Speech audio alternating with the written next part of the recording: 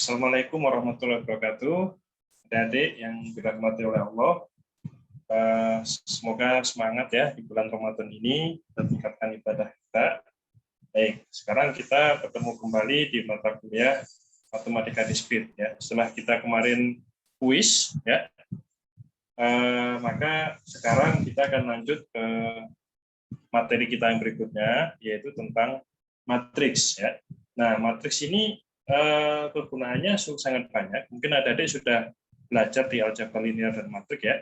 Nah, salah satu kegunaan dari matriks itu adalah untuk misalnya digunakan di layar komputer sama layar smart TV ya. Dimana kan kalau di layar TV dan layar smart TV atau handphone kita kan menggunakan 3 lapis matriks RGB ya, red, green, sama blue. Nah, itu digunakan untuk teknologi itu. Nah, sekarang masih banyak lagi kegunaan dari matriks ya di ilmu komputer. Baik, kita sekarang akan belajar dulu tentang konsep matriks ya.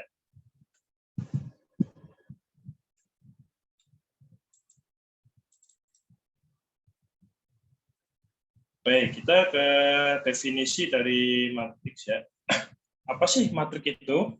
Kalau dari segi definisi, matriks itu adalah kumpulan, bukan hanya bilangan ya, tapi kumpulan komponen yang disajikan secara teratur dalam bentuk baris dan kolom yang membentuk suatu persegi panjang serta termuat di antara sepasang pembatas. Ya, itu adalah pengertian dari matriks.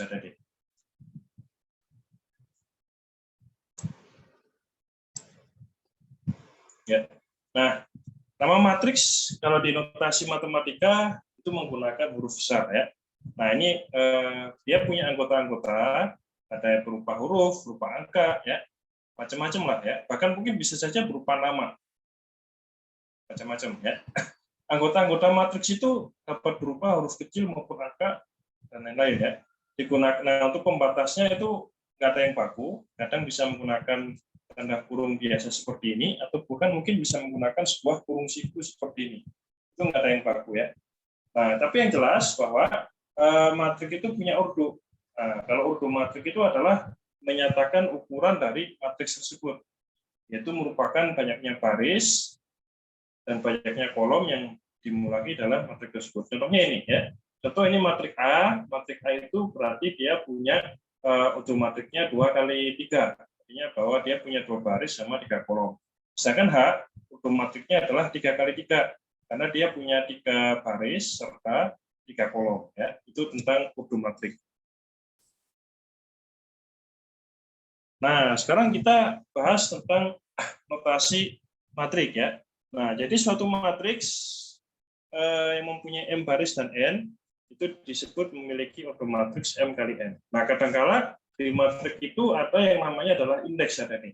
Nah, indeks itu suatu komponen di dalam matriks itu memiliki yang namanya indeks.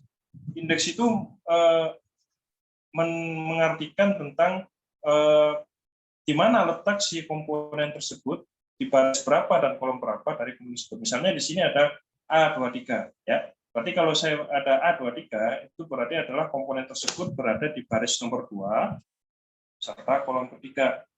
Nah, dan juga yang di sini A32. Nah, kalau A32 itu berarti si komponen tersebut berada di baris ketiga dan kolom kedua.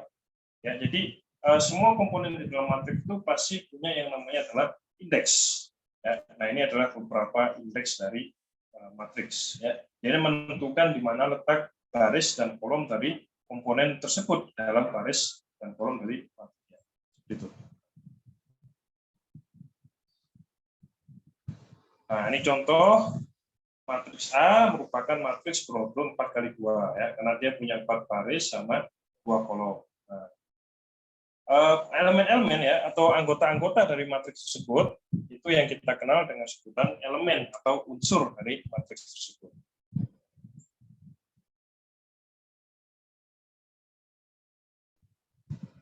Oke, ini tadi sudah saya jelasin ya. Ini adalah ordonya ya. Lalu di sini adalah indeks, baris sama kolomnya ya. Ini adalah tentang unsur-unsur dari sebuah matriks. Nah, di matriks juga ada berbagai macam operasi penjumlahan ada dia. Terutama misalnya kita di layar RGB ya. Nah, RGB itu apalagi? Dia adalah hasil operasi dari 3 matriks ya, red, green, dan blue. Makanya kita mengenal layar-layar yang berwarna. Layar yang berwarna itu dari operasi 3 matriks, yaitu red, green, sama blue tadi. Nah, ini contohnya ada beberapa operasi dari matriks. Ada yang namanya adalah penjumlahan matriks ya. Nah, kalau penjumlahan matriks ya berarti misalnya A ditambah B ya. Misalnya ada A dengan elemen seperti ini, B dengan elemen seperti ini, kita tambahkan A plus B. Nah, berarti kalau seperti itu, berarti kita tambahkan berdasarkan sebuah komponen yang memiliki indeks yang sama dijumlahkan dengan komponen di matriks yang lain dengan komponen dengan indeks yang sama. Contohnya A11 dijumlahkan dengan B11. Berikutnya juga sama. A12 dijumlahkan dengan B12. Nah, akhirnya jadi seperti ini. Ini contoh dari sebuah matriks ya.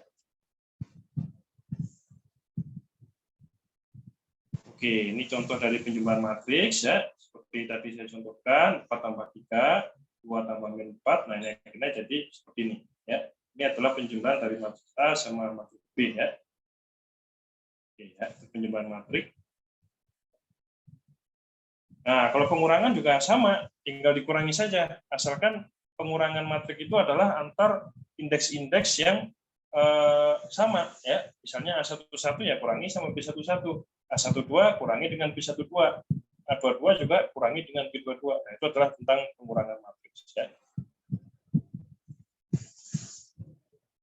Oke, ini contoh tentang operasi pengurangan matriks ya. Jadi ya kita kurangi saja yang memiliki indeks-indeks yang sama. 1 dengan 1 ya, 0 dengan 1, 1 dengan 1, seterusnya semuanya ya, sampai terbentuk operasi pengurangan matriks seperti itu. Itu contoh dari operasi pengurangan matriks ya. Nah, bagaimana kalau kita kalikan dengan matriks dengan skalar ya? Bisa misalnya 4. Misalnya di sini ada sebuah matriks ya, lalu dikali dengan 4. Nah, ini namanya dengan skalar, artinya dengan sebuah bilangan. Nah, kalau seperti itu ya berarti semua komponen di dalam matriks tersebut kita kalikan. Jadi ada 3, 8, 5, 1 ini dikalikan dengan 4, jadinya 4 kali 3, 4 kali 8, 4 kali 5, sama 4 kali 1, hasilnya jadi matriks seperti ini tadi. Ya. 12, 32, 20, sama 4. Nah, ini contoh dari perkalian matriks dengan sebuah skala.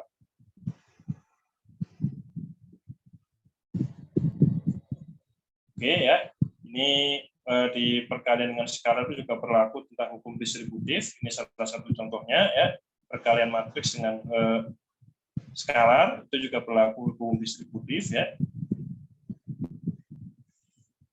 Nah, sekarang yang jadi seru adalah bagaimana kalau kita kalikan matriks dengan sesama matriks ya. Itu bagaimana operasinya ya. Nah, kalau di perkalian matriks dengan matriks itu pada umumnya tidak berlaku bersifat komutatif. Ya, A kali B itu berbeda dengan B kali A ya. Nah, ada syaratnya juga sebuah matriks itu bisa dikalikan. Syaratnya adalah jika jumlah banyaknya kolom pertama matriks sama dengan jumlah banyaknya baris matriks kedua ya. Nah, ini syaratnya nih Adik. Jumlah banyaknya kolom pertama sama dengan jumlah banyaknya baris matriks kedua ya. Jika matriks A berukuran M kali N dan matriks B berukuran M kali B ya, ini kan berarti kolomnya sama dengan jumlah barisnya yang matriks B. Nah, maka kali itu perkalian ini bisa dilakukan. Kalau nggak bisa, kalau syarat yang kedua ini tidak terpenuhi,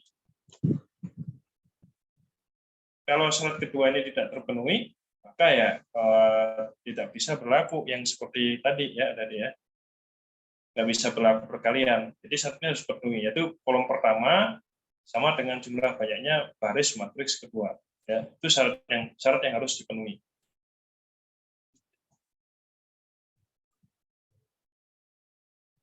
Perkalian matriks ini ada sebuah contoh ya. Nah, ini jumlah kolomnya kan ada 3 ya. Jumlah barisnya ada jumlah kolomnya ada 3 dan di sini jumlah barisnya ada 3 ya. Nah, akhirnya karena syarat pertama itu bisa terpenuhi, maka akhirnya perkalian bisa dilakukan. Nah, perkaliannya bagaimana Adik? Perkaliannya adalah kita perkalian silang. Jadi yang baris A11 kita kalikan dengan kolom yang pertama. Lalu kita jumlahkan ya. Contohnya gini, 3 kali 3 ya, 2 kali 1 sama 1 kali 0. Lalu kita jumlahkan. Hasilnya menjadi 11 ya. Nah, itu kalau misalnya karena mengapa ini jadi hanya 1 ya? Karena kalau di perkalian matriks itu jumlah matriks yang baru ya, ordonya itu sama dengan n kali n. Sama dengan jumlah baris yang di sini dikali sama jumlah kolom yang di sini ya. Nah, ini kan ini 1 jumlah barisnya, jumlah kolomnya 1, artinya dia menjadi 11 di sini ya. Nah, sekarang bagaimana kalau dibalik ya? Tadi kan saya bilang ya bahwa di matriks itu tidak berlaku yang namanya adalah hukum komutatif. Nah, contohnya di sini ya. Ini ada 310 sama 3 kali 21. Kita cek dulu apakah dua matriks ini bisa diselesaikan dengan sesuai syarat untuk perkalian. Jawabannya bisa. Kenapa? Karena di sini kita lihat di sini jumlah kolomnya 1 ya, dan di sini jumlah barisnya juga 1 ya. Nah, ini bisa. Tadi kan kalau misalnya jumlah kolom di sini sama dengan jumlah baris ini, maka bisa dikalikan. Nah, ini berlaku nih. Ini juga bisa ada deh ya. Nah, setelah itu bagaimana cara perkaliannya? Nah, cara perkaliannya adalah kita buat seperti ini ya, 3 kali 3, 3 kali 2, sama 3 kali 1. Nah, seperti ini ya. Nah, ini yang baris keduanya, kita kalikan lagi dengan kolom yang ada di sini nanti. 1 kali 3, 1 kali 2, 1 kali 1 ya. Nah, ini 0, kita kalikan dengan 0 kali 3, 0 kali 2, sama 0 kali 1 ya. Nah, seperti ini ya, akhirnya menjadinya 963, 321 sama 000 ya. Ini kan jadinya 3 kali 3 matriknya ya, karena di sini barisnya ada 3, kolomnya yang di sini ada 3 ya. Nah, itu artinya dia matriks terbentuknya menjadi matriks 3 kali 3 seperti ini ya. Itu tentang perkalian matriks. Nah, tadi saya bilang bahwa di matriks itu tidak berlaku yang namanya adalah hukum komutatif ya, tidak berlaku dia. Nah, sekarang kita bahas mengenai matriks identitas ya. Matriks identitas itu apa? Matriks identitas adalah matriks skalar yang elemen-elemen pada diagonal utamanya bernilai 1 ya. Ini contohnya tadi. Ya. Matriks identitas itu seperti ini. Jadi dia membentuk diagonal ya, di mana diagonalnya ini membentuknya adalah angka bernilai 1. Yang lainnya 0. Ini yang disebut dengan matriks identitas. Nah, kalau matriks identitas ini ya dikalikan dengan matriks apapun, walaupun dia itu dibolak-balik, dia akan tetap hasilnya sama dengan matriks yang dikalikan tersebut. Contohnya ini ya, misalnya sebuah matriks dikalikan dengan sebuah matriks identitas, mau dibolak-balik seperti apapun ya, hasilnya akan tetap sama seperti matriks yang dikalikan tersebut. Nah, ini misalnya A kali I, A kali matriks identitas ini ya, sama dengan A. Matriks apapun dikalikan dengan matriks identitas ini, hasilnya akan balik menjadi matriks tersebut, walaupun dibolak-balik. Ya. Matriks identitas seperti apa? Asalkan dia membentuk diagonal, dan di antara diagonalnya itu membentuk angka 1, yang lainnya itu 0. Itu adalah tentang matriks identitas.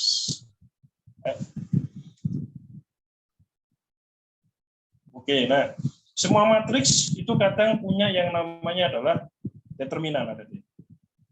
Apa itu determinan? Ya, determinannya adalah kita akan membuat suatu matriks tersebut memiliki suatu nilai skalar. Jadi semua matriks itu pasti memiliki yang namanya nilai skalar. Ya, ini nilai skalar ini sangat digunakan ketika misalnya ada nanti kuliah di pengolahan citra digital dan lain-lain ya. Kita akan menggunakan tentang nilai skalar dari sebuah matriks. Jadi sebuah matriks ya yang terdiri dari beberapa bilangan tadi itu sebenarnya punya sebuah nilai skalar. Bisa direpresentasikan menjadi sebuah skalar, misalnya 1, 4, 5, dan lain-lain. Nah, ini determinan matriks itu adalah bilangan skalar yang merepresentasikan dari matriks tersebut. Ya.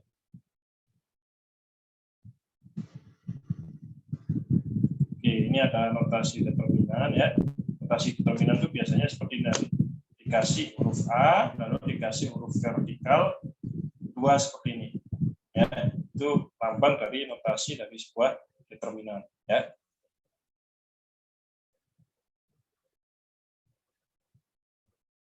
Oke, nah kalau matriksnya adalah 2 kali 2, cara menghitung nilai determinannya adalah seperti ini. Ya, misalnya ada sebuah matriks 2513, kita ingin merepresentasikan matriks ini menjadi sebuah bilangan skalar. Nilainya berapa kalau jadi bilangan skalar ya? Nah, ini caranya seperti ini. Ini kita kali silang ada ya. 2 kali 3 dikurangi sama 5 kali 1. Nah, ini jadinya 6 kurangi 5 sama dengan 1. Jadi matriks ini punya matriks identitas, punya apa? Punya notasi determinan, besarnya adalah 1. Kalau direpresentasikan menjadi bilangan skalar, dia bilangannya sama dengan 1 seperti ini. Ya. Nah, dari mana bisa ketemu 1? Dari perkalian silang ada di antar diagonalnya 2 kali 3 dikurangi sama 5 kali 1. Nah, itu kalau misalnya matriksnya produknya 2 kali 2, relatif lebih mudah ya.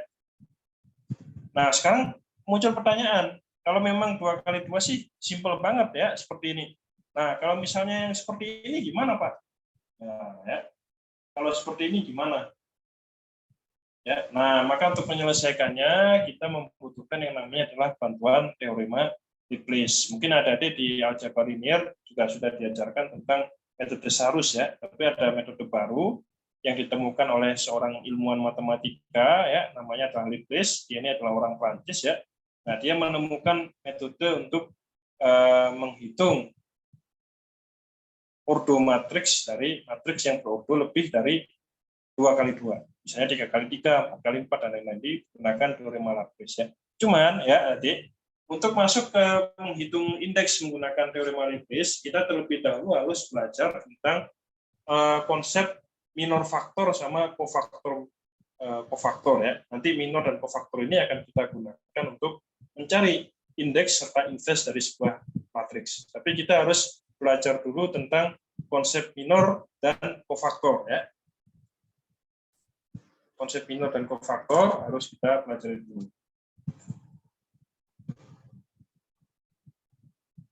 Oke, apa itu minor ya? Yang dimaksud dengan minor,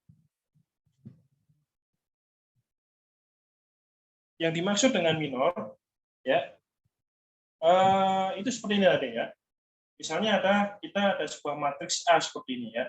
Nah, minor itu adalah sebuah matriks baru ya, di mana dia itu menghapus, kalau misalnya kita tuliskan M11 seperti ini, ya, berarti dia menghapus matriks baris pertama sama kolom pertamanya dia. Nah, ini matriks minor. Ya. Nah, berikutnya contohnya ini lagi ya, M11. Nah, kalau minor dari M11 berarti dia menghapus baris pertama sama kolom pertama. Nah, artinya yang tersisa yang mana? A22, A23, A24 sampai A44. Yang baris pertama sama kolom pertama dari matriks tersebut sudah hilang. Ya. Jadi kalau misalnya matriks A ini punya berapa minor, ada D, ya maka jawabannya punya 9 minor yang A ini ya, yang ada 3 kali 3 ini. Kalau ini dia punya 16 minor, yang ini adalah dia punya 9 minor. Ya. Oke, karena ini tadi. Nah, di sini ada sebuah contoh ya. Jadi kalau ada 9 minor tadi kan saya bilang ya, kalau matriks ini kan tadi saya bilang punya 9 minor ya. Nah, jadi kalau diperbanyak jadi seperti ini. Nah, ini contoh minornya ya. Yang jelas yaitu adalah minor-minor ini menghapus dari baris sama kolom yang sesuai dengan indeksnya ya. Contohnya A22 ya. Kalau A22 berarti dia menghapus yang A21, A23 sama A12 sama A32. Yang muncul hanya A11, A13, A31 sama A33 ya. Coba kita lihat di sini ya, tentang A22, minor dari A22 ya. Nah, kan di sini munculnya hanya A11, A13, A31 sama A33 ya. Itu contoh minor. Nah, selain itu ada juga di sini tentang pengertian dari kofaktor ada ya. Nah, kofaktor dari baris ke I dan kolom ke J itu dituliskan dengan CIJ sama dengan min 1. Min 1 seperti ini dipangkat dengan penjumlahan dari baris sama kolomnya I plus J ya, MIJ seperti ini. Nah, ini contohnya ya. Kofaktor dari elemen A23 bagaimana? Ya, berarti kofaktornya J23-nya sama dengan min 1 pangkat 2 tambah 3 berapa? 5 ya, min 1 pangkat 5. Min 1 pangkat 5 itu sama dengan berapa? Min 1 juga ya, dikali dengan minor dari elemen A23 tadi. Nah, ini seperti ini ya. Apakah ini selalu minus, Pak? Enggak, plus bisa jadi. Ya. Kalau plus itu gimana? Kalau misalnya min satunya dipangkat dengan bilangan genap. Nah, ini contohnya nih. Misalnya yang bilangan genap berapa? 1 tambah 1, ya kan 2 ya. Min 1 pangkat 2 berapa? Min 1 kali min 1, 1. Nah, jadinya positif. Nah, contohnya akhirnya kofaktor matrik itu ya dia punya anyaman seperti ini nanti ya.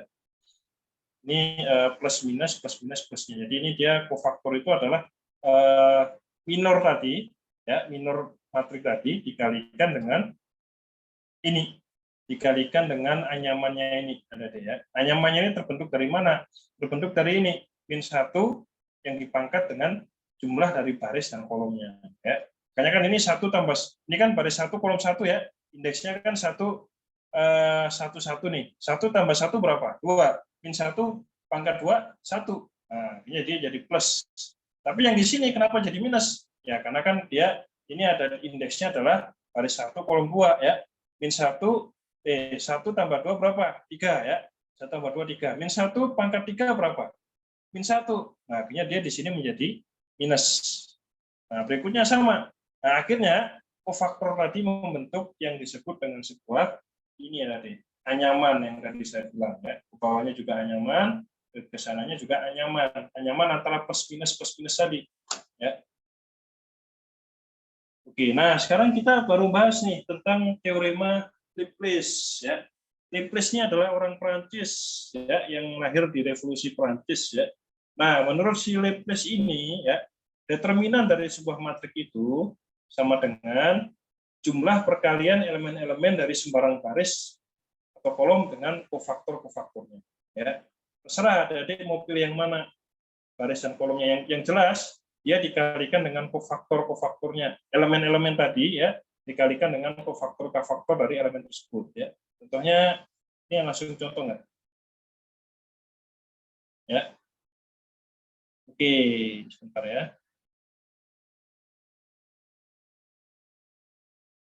Oke, sekarang kita coba ke contohnya aja ya. Oke, ini contoh ya. Nah, ini supaya kita paham nih. Ini ada sebuah matriks A12, A12 dan A13 ya. Nah, menurut si Laplace itu ya, determinannya itu bisa dihitung dengan cara kita pilih sembarang baris atau sembarang kolom. Misalnya di sini saya contohkan, saya memilih baris pertama aja deh ya, biar nggak bingung ada deh ya. Saya contohkan baris pertama aja. Di sini ada elemennya berapa aja deh? Elemennya ini. Elemennya ada A11, A12, sama A13 ya. Nah, menurut si Laplace tadi, setelah kita memilih sembarang baris ya, mau baris pertama, baris kedua terserah ya, tapi di sini contohkan baris pertama, kita kalikan elemen-elemennya itu dengan kofaktornya. Nah, ini makanya ini menurut hukum Laplace seperti ini. A11 kali kofaktornya ya, 11. A12 kali kofaktornya 12. Tambah A13 kali I13. Setelah itu dijumlahkan ya. Nah, ini contohnya ya, kalau kita pakai kofaktor ya. Kofaktor kan ini tadi ya. Nah, ini kan kofaktor nih. Ya, membentuk anyaman dari minor-minornya ya. Minor-minornya tapi membentuk anyaman ya, plus min plus seperti ini ya. Oke, nah misalnya kita kembali lagi ke contohnya tadi. Nah, setelah itu A11 kali minor kofaktornya itu M11 plus ya A12 karena membentuk anyaman, kita kalikan dengan minornya M12 kali minus ya. Lalu C13 ya, karena membentuk anyaman dari minus jadi plus ya. Nah, kita kalikan A13 dengan minor dari M13 ya. Nah, M11 berapa minornya? Ya, kita hapus baris pertama, kolom pertama ya. Jadinya A22, A23, A32 sama A33. Begitu juga dengan A12 tadi. Kalau yang di A12 itu berarti gimana nih? Berarti kita hapus baris pertama sama kolom kedua ya. Baris pertama sama kolom kedua dihapus. Maaf.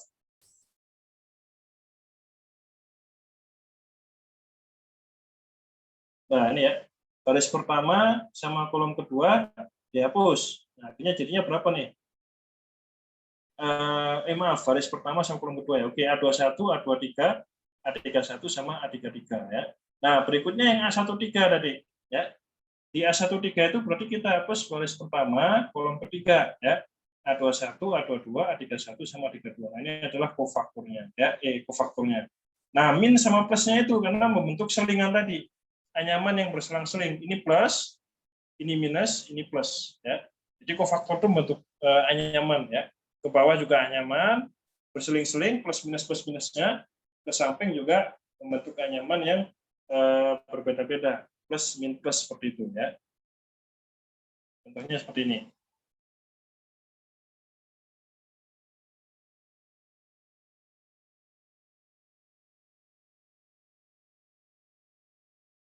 Nah, ini misalnya cara lain ya. Kalau tadi kan ini pakai baris pertama ya. Terserah, ini walaupun kamu pakai baris pertama, hasilnya juga ketemu determinan, juga sama. Kalau misalnya kamu pakai baris pertama kolom kedua, atau pakai baris pertama kolom ketiga, baris pertama misalnya ya, atau kamu pakai baris ketiga, boleh, terserah tadi ya, sama aja.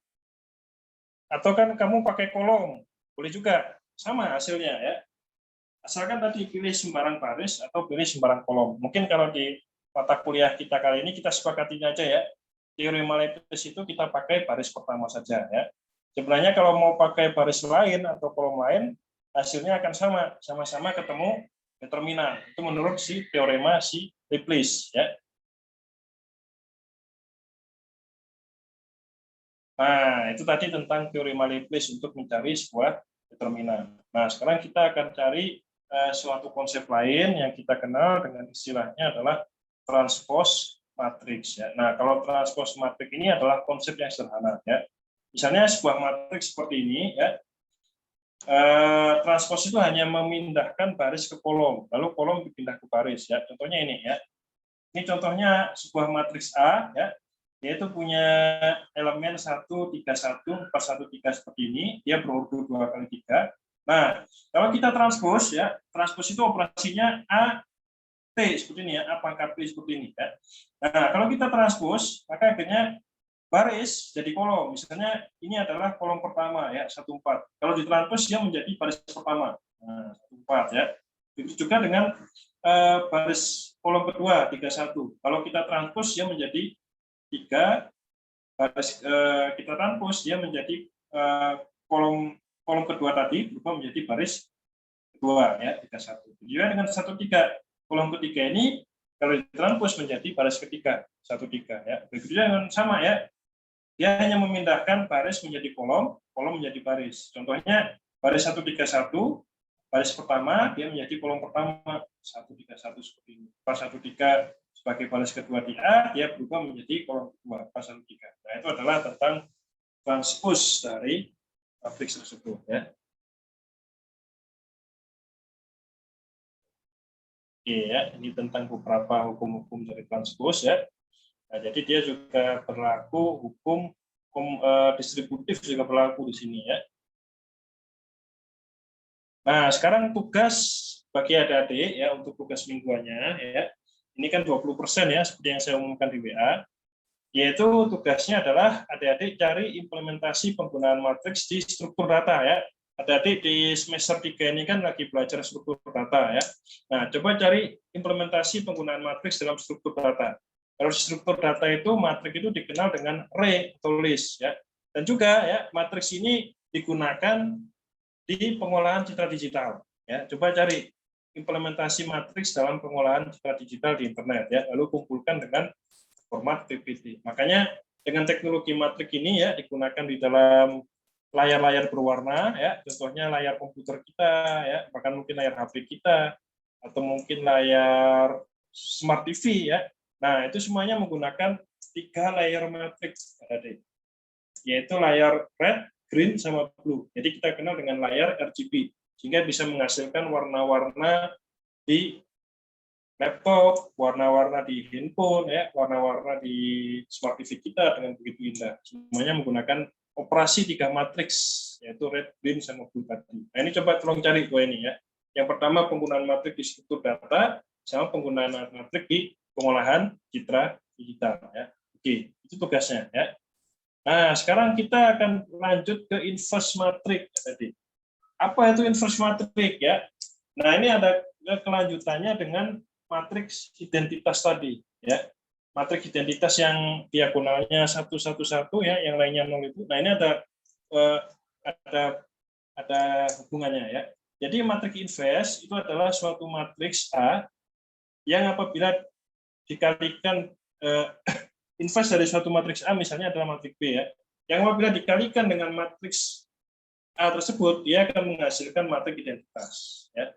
Itu yang namanya adalah matriks inverse matriks ya. Inverse matriks itu adalah sebuah matriks yang kalau dikalikan dengan bilangan matriks asalnya yang tidak diinverse ya, itu akan menghasilkan matriks identitas. Yang tadi yang saya bilang, yang diagonalnya penilaiannya 111 tadi. Ya, ini contohnya. Jadi A-1 ya, misalnya A itu punya matriks identitas A-1 ya. Ini kan notasi matriks inverse kan A-1 ya. Kalau dia dikalikan dengan matriks inverse matriknya ya, sebuah matriks itu punya inverse matriks, misalnya dikalikan inverse matriknya, maka dia akan menghasilkan angka matriks identitas. Itu namanya adalah inverse matriks ya. Oke. Nah, sekarang bagaimana langkah-langkah untuk mencari inverse matriks M ya. Nah, ini tolong diperhatikan karena ini inverse matriks ini akan saya keluarkan di UTS nanti ya. Salah satu soal di UTS adalah menghitung inverse matriks ya. Yang pertama ya, cari determinan dari M. Determinan dari matriks tersebut. Setelah ketemu ya, maka transpose matriks M sehingga menjadi M kali T. Ditranspose dulu matriksnya, jangan kebalik-balik langkahnya ya. Yang pertama cari determinannya dulu dari matriks tersebut. Setelah itu matriks yang mau dicari inverse tadi ditranspose dulu. Lalu setelah itu kita cari kofaktor matriks MT ya. Lalu setelah itu gunakan rumus ini ya, determinannya tadi ya untuk mencari matriks inverse. Kamu bagi dengan kofaktornya tadi, kamu bagi dengan determinan M-nya. Ya, itu adalah tentang cara untuk mencari inverse matriks. Ya. Oke, saya masuk ke sini. Ini contoh ada Adik ya. Contoh soal di sini ada sebuah matriks M 1 2 3 0 1 4 5 6 0. Ya. Nah, kita hitung dulu nih determinannya. Cari determinannya ya. Cara mencari determinannya gimana? Ya, kita bisa pakai teori Malebranche atau pakai teori Masarus ya. Boleh. Nah, ini misalnya kita pakai teori Malebranche ya. Misalnya di sini yang digunakan adalah baris pertama ya. Nah, ini kan kalau baris pertama berarti baris pertama kolom ketiga ya. Nah, itu kita cari nih. 1 kali 0 dikali 4 kali 6 berapa? Min 24 ya. Oke. Nah, terus setelah itu kita cari lagi yang 2 itu berarti baris pertama kolom kedua. Jadi kita tutup baris pertama, lalu kita tutup dengan kolom ketiga ya. Nah, akhirnya dia menjadi 0450 ya. Nah, kalau dikalikan berarti 0 kali 0 0, 5 kali 4 berapa? Min 20 ya. Nah, berikutnya misalnya kita masuk yang nomor 3 nih. Yang baris pertama kolom ketiga. Jadi kita tutup yang baris pertama kolom ketiga, yang muncul hanya 01 sama 56 ya. Nah, kalau kita kalikan silang berapa? 5 kali 1 sama 0 kali 6 ya. Nah, kalau sudah seperti itu, hasilnya dia di sini menjadi 3 kali 0 min 5 sama dengan 1 ya. Nah, setelah itu kita transpose ada di matriks M tadi ya. Ini sudah ketemu determinannya ya. Dengan menggunakan teori Malebranche ketemu bahwa determinannya sama dengan 1 ya. Nah, setelah itu kita cari di sini, kita transpose matriksnya. Matriks ini tadi kita transpose. Nah, tadi kan transpose itu merubah baris jadi kolom jadi baris ya. Akhirnya baris pertama jadi kolom pertama, baris kedua jadi kolom kedua, baris ketiga jadi kolom ketiga. Udah ya. Ini langkah dua langkah sudah kita lakukan. Yang pertama cari determinannya dulu, lalu yang kedua kita transpose matriks M-nya. Ya. Oke ya. Nah, seperti ini kofaktornya ya, inverse. Nah, setelah kita transpose, kita cari dulu nih kofaktornya tadi. Ya. Kita susun kofaktornya ya. Nah, ini tadi kan ada kofaktornya ya. 105216340 ya. Ini kan jadinya 1640 ya. Baris pertama kan ini baris pertama kolom pertama kita hapus ya. Jadinya kan 1640 ya. M12 Baris pertama, kolom kedua kita hapus, jadinya 2630 ya. M13 baris pertamanya, kolom ketiganya kita hapus ya, jadinya 2134. Berikutnya sama, sampai 9 matrik ini kita temukan 9 kofaktornya. Nah, kofaktor tadi kita hitung determinannya. Determinannya pakai apa? Pakai perkalian silang aja udah bisa ya. Misalnya ini ya, 1 kali 0, 4 kali 6 ya. Berarti 1 kali 0 kalau ini kurangi 4 kali 6 min 4. Ini juga sama. Kita hitung determinannya ini ya. Pakai perkalian silang 2 kali 0 min 6 kali 3. Nah, jadinya min 18. Nah, ini kita masukkan ke dalam sini ya. Ini adalah minornya, kumpulan dari determinan minor-minornya. Setelah itu kita kalikan dengan kita jadikan dia kofaktor. Caranya menjadikan kofaktor apa? Kita kalikan dengan perkalian silang apa? Dengan anyaman plus min plus ini tadi. Ya. Kita kalikan aja dengan anyaman plus min plus ini.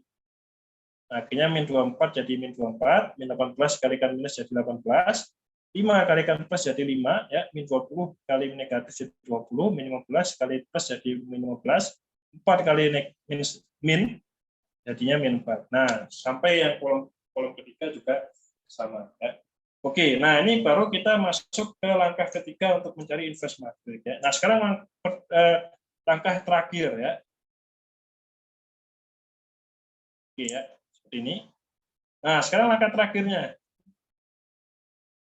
Kalau sudah ketemu langkah terakhirnya, ya, maka langkah terakhirnya itu adalah hasil kofaktor matriks transposnya tadi, kita kalikan dengan determinannya. Ya, kita kalikan dengan determinannya. Nah, ini adalah determinannya dibagi dengan determinannya maksud saya. Jadi yang ini tadi adalah hasil kofaktor matriksnya, kita bagi dengan determinannya, determinan M seperti ini ya. Tadi kan udah ketemunya determinannya 1 ya, yang di sini ya.